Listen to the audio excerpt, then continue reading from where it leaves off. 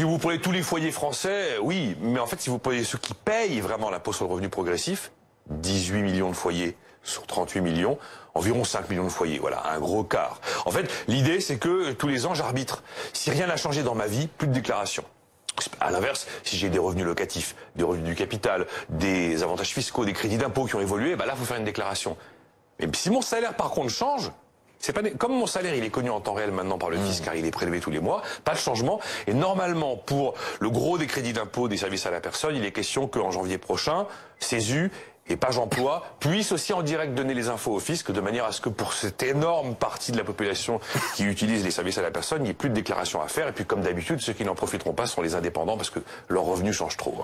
Nicolas, 3 mois après, est-ce qu'on peut dire que le prélèvement à la source est un succès, un défi réussi pour Bercy? Incontestablement. Il faut bien rappeler que le prélèvement à la source, comme on l'a toujours dit, c'est juste un changement de mode de prélèvement de l'impôt. Donc on avait un super énorme défi technique de tuyauterie. Tout s'est passé absolument sans aucun bug. C'est hyper réussi. Ça prouve d'ailleurs l'excellence de l'administration fiscale française, qui est connue dans le monde entier pour sa capacité à lever l'impôt. Et c'est pas ironique ce que je dis, c'est vrai. Et puis mine de rien, il se passe un phénomène. Vous prélevez l'impôt à la source. Vous supprimez la déclaration de revenus. Bah, finalement, l'impôt sur le revenu, on le voit plus. Exactement comme la TVA, exactement comme la CSG.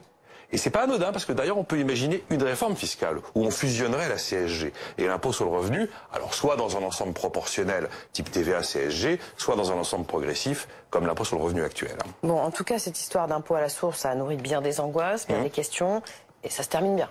Pour tout le monde d'ailleurs. Pour le contribuable, vous voyez toutes les enquêtes d'opinion, une très très large majorité dit bah ça s'est très très bien passé pour moi. Après, bonne nouvelle pour les recettes publiques. Alors oui, il y a à peu près un tiers des contribuables qui voient leurs revenus reculer d'une année sur l'autre. Et comme l'impôt est en temps réel, bah du coup, ils payent moins. Et vous avez 2 tiers qui voient leurs revenus augmenter. Et comme c'est en temps réel, eux, ils payent plus. Donc les recettes fiscales en bénéficient. Et puis c'est aussi une bonne nouvelle pour la réforme de l'État, parce que l'impôt à la source, moins de déclarations, c'est de la modernisation de l'action publique. Et ça doit permettre de générer des économies.